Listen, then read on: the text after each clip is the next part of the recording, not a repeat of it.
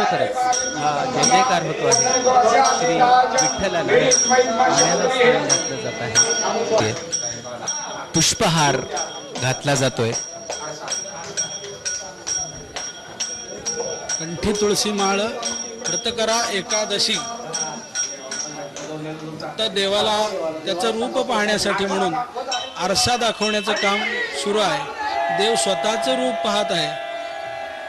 या आरशाबरोबरीने मानाचे वारकरी उगले दाम्पत्य या सर्वांनी मिळून आज विठ्ठलाची महापूजा केलेली आहे. आणि म्हणून हा रीतिरिवाज आहे की विठ्ठलाच्या समोर एकमेकांना हार घालण्याचा तो या ठिकाणी पार पाडला जातो. माननीय मुख्यमंत्री आपल्या पत्नीला आणि त्यांच्या पत्नी माननीय मुख्यमंत्र्यांना हार घालून 7 जन्माची जोडी पुनश्च गठीत करत आहेत.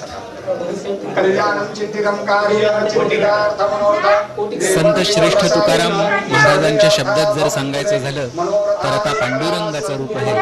राजस सुकुमार मदनाचा पुतळा असं वाटतंय. या विठोबाच्या नामस्मरणानं मलिन झालेलं अंतरंग स्वच्छ होतं. भक्ती रंगानं ते पूर्ण उमलतं. मनाचा गाभारा प्रकाशानं उजळून निघतो. मनोभावे उत्कट हाक मारणाऱ्या भक्ताच्या हाकेला हा विठोबा धावून येतो असा सर्वांचा अनुभव आहे. अंतरीची अनुभूती आली की मनाला गाढ शांतीचा अनुभव येतो. आयुष्याच्या वाटेवर सुगंधाची पखरण होते. संसाराचे ताप जात सगळं काही विसरलं जातं. आपल्या पंचेंद्रियांची गुलामी कमी होते आणि मन मुक्त. विठुरायाचं हे वेड आणि पायी केली जाणारी पंढरीची वारी हे खरोखरच जगातलं एक महान असं आश्चर्य आहे.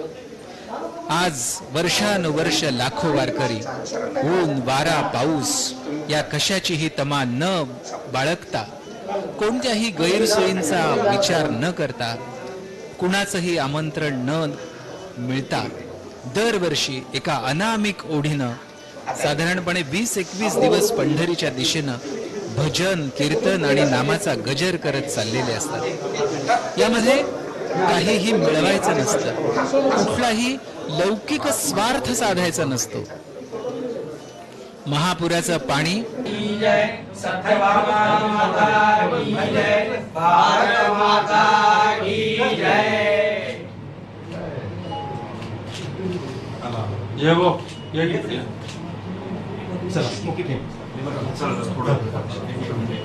चला